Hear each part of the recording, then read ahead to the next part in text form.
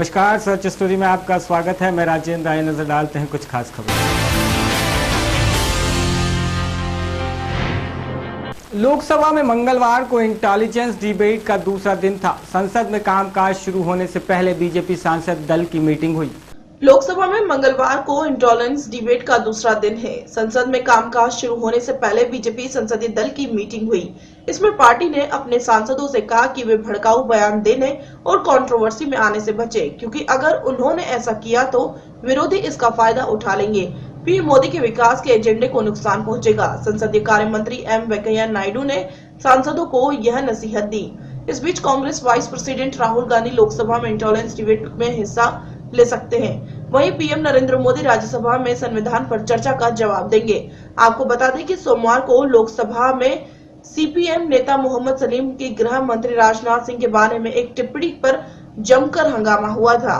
वहीं राज्यसभा में संविधान पर चर्चा के दौरान कुमारी शैलजा के एक बयान पर हंगामा हुआ था। Bureau report. दिल्ली विधानसभा में सोमवार को बीजेपी विधायक विजेंद्र गुप्ता को मार्शल ने घसीटकर बाहर निकाल दिया।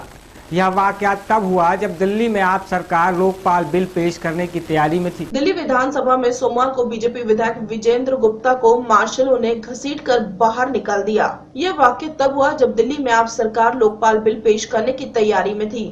Bill deputy CM Manish Sisodia ने पेश किया। दिल्ली की अरविंद केजरीवाल सरकार ने असेंबली में लोकपाल बिल पेश किया, जिसके बाद आप वॉलंटियर असेंबली के बाहर ही जश्न मनाने में जुट गए। सीएम केजरीवाल ने भी ट्विटर पर आज के दिन को ऐतिहासिक बताते हुए लिखा, दिल्ली सरकार ने अपना वादा निभाया। जन लोकपाल बिल के बारे में जानकारी देते हुए डिप्टी सीएम मनीष सिसोदिया ने बताया कि लोकपाल में दिल्ली हाई कोर्ट के चीफ जस्टिस सिलेक्शन कमेटी के चेयरमैन होंगे। इसके अलावा सीएम, लीडर ऑफ अपोजिशन और स्पीकर इसके मेंबर होंगे। दरअसल विजेंद्र असेंबली में केजरीवाल सरकार के जन लोकपाल को मजबूत नहीं बताते हुए उसका विरोध कर रहे थे। इसी दौरान भारी हंगामा हुआ और मार्शल गुप्ता को बाहर ले गए। बाद में लोकपाल बिल पेश हुआ। आपको बता दें कि पिछले दिनों बीजेपी एमएलए ओपी शर्मा को भी विधानसभा से बाहर निकाल दिया गया था। शर्मा ने आप नेता अलका लांबा पर विवाद इस पर टिप्पणी की थी। Bureau report, Delhi. मऊ थाना अंतर्गत बड़गांव इलाके में उस वक्त हड़कंप मच गया जब मऊ आजमगढ़ मार्ग पर दो टेम्पो आमने सामने भिड़ंत हो गई, जिसमें 1 दर्जन लोग घायल हो गए। मऊ सरायखंसी थाना अंतर्गत बड़ा गांव इलाके में उस वक्त हड़कंप मच गई जब मऊ आजमगढ़ राजमार्ग पर 2 टेम्पो की आमने सामने से भिड़ंत हो गई, जिसमें 1 दर्जन लोग घायल हो गए। आनन फानन में ग्रामीणों ने मौके पर पहुंचकर घायलों को टेम्पो के अंदर से निकालकर उपचार के लिए जिला अस्पताल में भेज दिया, जहां 4 की हालत अभी भी गंभीर बनी हुई है। इस घटना की सूचना मिलते ही पुलिस मौके पर पहुंची। घायल पूजा ने बताया कि हम लोग दर्शन करने जा रहे थे। आजमगढ़ राजमार्ग की तरफ से तेज रफ्तार में टेम्पो आ रहा था और अचानक हमारे टेम्पो से उसकी भिड़ंत हो गई, जिससे हम लोग घायल हो गए। हम लोग जा रहे थे दर्शन करने के लिए और एक इधर से टेम्पो उधर से आ रहा था एक, और उसी में लड़ गया दोनों। आपको दोनों ऐसे में टक्कर लगा, उसके बाद एक्सीडेंट हो गया। दोनों सब लोग नीचे गिर गए, कोई उसी में फंस गया था। सब लोग कितने लोग? वहीं जिला अस्पताल के चिकित्सक ने बताया कि 11 लोग घायल अवस्था में आए हैं, जिसमें से 4 की हालत गंभीर बनी हुई है और उनका उपचार चल रहा है। लोग घायल होकर आए हैं, जिसमें 4-5 लोगों की गंभीर स्थिति है और वो सेटल हैं। उनको मैनेज करके हम लोग इलाज कर रहे हैं। मऊ उत्तर प्रदेश से आसिफ रिजवी की रिपोर्ट। बुंदेलखंड का जनपद महोबा जहाँ गरीबों की भूख को मिटाने के लिए रोटी बैंक जैसी संस्था चलाई जा रही है। वहीं अब गरीब तबके के मरीजों को निःशुल्क दवा वितरण किए जाने के लिए मल्क फाउंडेशन नामक एक संस्था ने पहल की है। बुंदेलखंड का जनपद महोबा जहां गरीबों की भूख को मिटाने के लिए रोटी बैंक जैसी संस्था चल रही है, वहीं अब गरीब तबके के मरीजों को निःशुल्क दवा वितरित किए जाने के लिए मल्क फाउंडेशन नामक एक संस्था आगे आई है। शहर की मिलन बस्तियों में लगने वाले इस कैंप में गरीबों को निःशुल्क चिकित्सक के परीक्षण करने के अलावा दवा वितरित की जा रही है। आज आयोजित हुई इस कैंप की शुरुआत पुलिस कप्तान वजीर अहमद ने की। उन्होंने कैंप में आए मरीजों के हालचाल पूछे। उन्होंने महोबा में ऐसे कैंपों को चलाए जाने की आवश्यकता जताई है। बुंदेलखंड में जहां सूखे ने लोगों को मौत के मुंह में खड़ा कर दिया है, एक और गरीबी इनकी भूख नहीं मिटा पा रही है, वहीं पनपती बीमारियों का भी गरीब तबका अपना इलाज भी नहीं करा पा रहा है। यही वजह है कि सरकारी तंत्र इस समस्या से निपटने के लिए प्रयास कर रहा है, तो वहीं अब समाज सेवी संगठन भी गरीबों की मदद के लिए लगातार आगे आ रहे हैं। भूखों के लिए 2 वक्त की रोटी की व्यवस्था करने के लिए महोबा में रोटी बैंक पहले ही संचालित हो चुका है, तो अब अपना इलाज न करा पा रहे गरीब मरीजों के लिए निशुल्क दवा वितरण कैंप भी लगाया जा रहा है। यह कैंप मलक फाउंडेशन द्वारा आयोजित किया गया है। नगर की मलिन बस्तियों में लगने वाले इस कैंप में गरीबों का निशुल्क चिकित्सा के परीक्षण और दवा वितरण की जा रही है। नगर के मोहल्ला कसोरा में आयोजित इस कैंप का शुभारंभ पुलिस कप्तान वजीर अहमद ने किया। उन्होंने मरीजों का परीक्षण कर रहे डॉक्टर से कैंप को लेकर जानकारी और मरीजों से भी हालचाल पूछे। उन्होंने कहा कि यह काम इंसानियत का है और ऐसे कैंपों की महोबा वासियों को आवश्यकता है। ये गरीबों को दवा बांटने का कार्यक्रम है इनका, जिसको श्री सिराज खान जो है कर रहे हैं और इनके साथ और भी लोग हैं। बहुत अच्छा कार्यक्रम है, इसमें इन्होंने मुझे बुलाया और मैं इनका शुक्रगुजार हूँ कि इन्होंने इस अच्छे काम में मुझे बुलाया। तो क्या गरीबों को दवा बांटी जा रही है, उनका इलाज किया जा रहा है। बहुत अच्छा काम है ये, गरीब लोगों को की मदद होनी चाहिए। कार्यक्रम आयोजक सिराज खान ने बताया कि निःशुल्क दवा वितरण कैंप महोबा के सभी मोहल्लों में लगाए जाएंगे ताकि बुंदेलखंड के सूखे से जूझ रहे गरीब असहाय लोगों को उचित इलाज मिल सके। की मार है, तमाम लोग काम काज से मजबूर हो गए हैं, बिल्कुल परेशान हालत में है और इस वक्त बीमारियां घेरे हुए हैं उनको। तो उनकी मदद के लिए हम सब लोगों ने मिल करके एक कैंप लगाया है, जो गरीबों को जो है फ्री दवा दी जाएगी और उनका चेकअप किया जाएगा। ये सभी लोगों ने सहयोग किया है। इस कार्यक्रम का किसने उद्घाटन किया, कौन था और कहाँ ये कैंप लगाए जाने हैं? ये कैंप जो है सभी लोगों के सहयोग से हर 15 दिन में शहर के उन इलाकों में लगाए जाएंगे जहां पर गरीब तबका यहाँ पर रहता है, जो मजदूर हैं, जो अपने खाने से पैसे बचने के बाद भी दवा नहीं करवा पाते हैं, बहुत कमजोर किस्म के हैं, तो उनके मदद के लिए हम लोग ये काम कर रहे हैं। यहाँ के जो पुलिस अधीक्षक हैं उनसे गुजारिश की थी कि इस नेक काम में अगर आप आ जाएं तो अच्छा होगा, तो उन्होंने अपनी शिरकत की। निःशुल्क कैंप में अपना इलाज कराने पहुंचे मरीजों ने बताया कि गरीबी के चलते उन्हें अपना परिवार पालने में दिक्कत हो रही है। ऐसे में बीमारियों का इलाज करा पाना उनके लिए बड़ा मुश्किल है। ऐसे में ये कैंप उनके लिए वरदान साबित हो रहे हैं। जनपद में इस तरह के गरीबों के लिए दवाइयों के आयोजन हर मोहल्ले में होना चाहिए, क्योंकि बुंदेलखंड में सूखा पड़ा हुआ है, लोगों के पास पैसा नहीं है और गरीब लोग अपना कैंपों में इलाज करवा लें।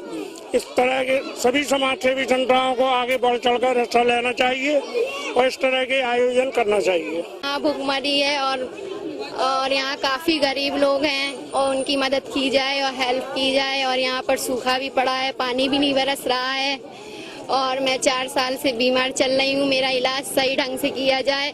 मैं जिला चिकित्सालय डॉक्टर से वो करती हूँ अनुरोध। और यहाँ पे काफी गरीब लोग हैं, उनकी मदद करी जाए। ये जो कैंप लगे हैं, ये क्या साबित हो रहे हैं आपके लिए? बढ़िया ये कैंप? मेरे लिए ये कैंप अच्छा है। मुझे मेरे यहाँ पे जितने लोग बैठे हुए हैं उनको सभी को अच्छा लगा है। महोबा से इसराइल कुरैशी की रिपोर्ट। त्रिस्तरीय पंचायत चुनाव में नक्सली हमले की आशंका को देखते हुए चतारा प्रशासन ने प्रतापपुर प्रखंड के 14 बूथों को बदल दिया है। रांची में त्रिस्तरीय पंचायत चुनाव में नक्सली हमले की आशंका को देखते हुए चतरा प्रशासन ने प्रतापपुर प्रखंड के 14 बूथों को बदल दिया है।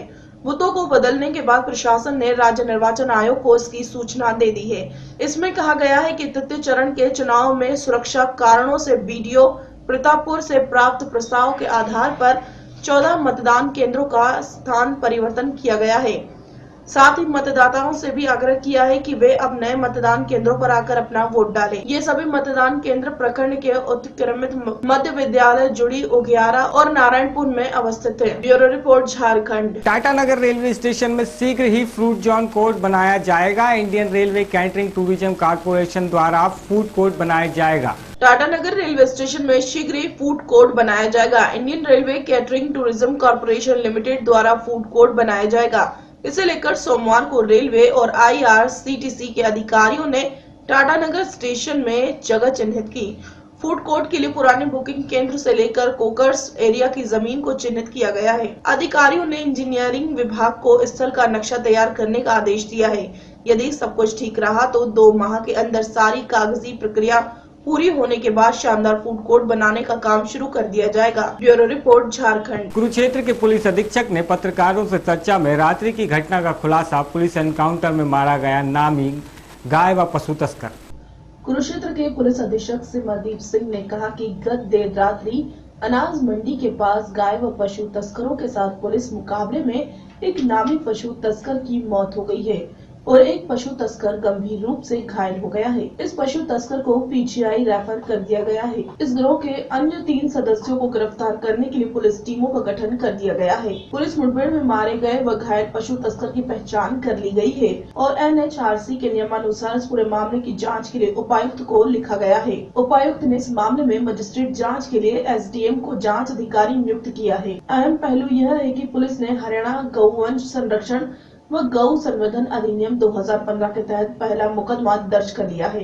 पुलिस अधीक्षक सिमरदीप सिंह ने पत्रकारों से बात करते हुए कहा कि बीती रात्रि सेक्टर 4 के पास एक पिकअप गाड़ी की PCR के साथ टक्कर हुई। इस गाड़ी में सवार लोगों ने पुलिस पर पथराव शुरू कर दिया और मौके से फरार हो गए। इस मामले की सूचना कंट्रोल रूम को दे दी गई है। इसके पश्चात अनाज मंडी के चौकीदार ने कंट्रोल रूम में सूचना दी कि कुछ लोग महिला पिकअप गाड़ी में गाय व बैल को लोड कर रहे हैं। इस सूचना के आधार पर CIA1 PCR की टीम मौके पर पहुंची। उन्होंने बताया कि पुलिस टीम को देखकर पशु तस्करों ने पुलिस गाड़ी को टक्कर मारी और पथराव शुरू कर दिया। इतना ही नहीं, पशु तस्करों ने पुलिस कर्मचारियों को जान से मारने की नियत से पुलिस टीम पर फायरिंग भी शुरू कर दी। पुलिस ने भी अपने बचाव में फायरिंग शुरू कर दी। इस दौरान पशु तस्कर फायरिंग करते हुए फरार हो गए, लेकिन कुछ ही दूरी पर अनाज मंडी का गेट बंद होने के कारण पशु तस्कर पिकअप गाड़ी मौके पर छोड़कर और दीवार फांदकर फरार हो गए। इस गिरोह के 3 सदस्य फरार हो गए हैं। इनकी गिरफ्तारी के लिए पुलिस टीम गठित कर दी गई है। मृतक के पास से एक 315 बोर का देसी कट्टा व कुछ कारतूस बरामद हुए हैं। इसके अलावा पुलिस ने पिकअप गाड़ी से भी एक देसी कट्टा, कुछ जिंदा कारतूस, भारी पत्थर भी बरामद किए हैं। हमारे पास इन्फॉर्मेशन आई थी कंट्रोल रूम में कि कुछ एक गाड़ी ने PCR 9 को टक्कर मार के भागी है, तो आगे जाके उसका पीछा किया गया। तो दोबारा कुछ टाइम बाद इन्फॉर्मेशन कंट्रोल रूम से आई कि एक गाड़ी पशु लोड कर रही है, पिकअप गाड़ी, तो और वो पथराव कर रहे हैं, पब्लिक ने रोकने की कोशिश करी। तो इतने में हमारी CIA टीम और PCRs पहुंची डिस्ट्रिक्ट की, और उन्होंने पुलिस के ऊपर फायर किया। फायर करने के बाद अपने बचाव में जब रिटेलिएटरी फायर पुलिस ने किया तो उसमें वो अपना पिकअप लेके भाग गए। और थोड़ी देर बाद जब ये सर्च किया गया सारा एरिया, तो उनका एक जो अक्यूज्ड है उसकी डेड बॉडी मिली है और एक व्यक्ति इंजर्ड था जिसको इमीडिएटली LNJP हॉस्पिटल एडमिट कराया गया है, उसको PGI रेफर कर दिया गया है। पुलिस के ऊपर फायरिंग करी है इन्होंने, उसके जवाबी फायर में एक व्यक्ति की डेथ हुई है। हाँ, इनसे हथियार बरामद हुए हैं और उसकी अभी FSL टीम आई है, उसकी सारी रिपोर्ट अभी बना रही है। ये अभी प्रिलिमिनरी शनाख्त में पता लगा है कि यमुनानगर साइड के लोग हैं जो पशु तस्करी का काम करते हैं और इधर इसी मोटिव से आए थे। उनकी एक पिकअप गाड़ी भी रिकवर हुई है जिसमें 4 पशु भी बरामद किए गए हैं। इनके अगेंस्ट 307 का केस रजिस्टर कर लिया गया। हाँ, इसमें तकरीबन 4 या 5 व्यक्ति थे, उनमें से एक की डेथ हो गई है और एक इंजर्ड है। बाकी अभी सर्च इस पूरे एरिया में की जा रही है, उनके बाकियों के 2 या 3 जितने भी व्यक्ति थे उनके बारे में। कुरुक्षेत्र से विनोद खुंगर की रिपोर्ट। खबरों में फिलहाल इतना है, अब मुझे दीजिए इजाजत। नमस्कार।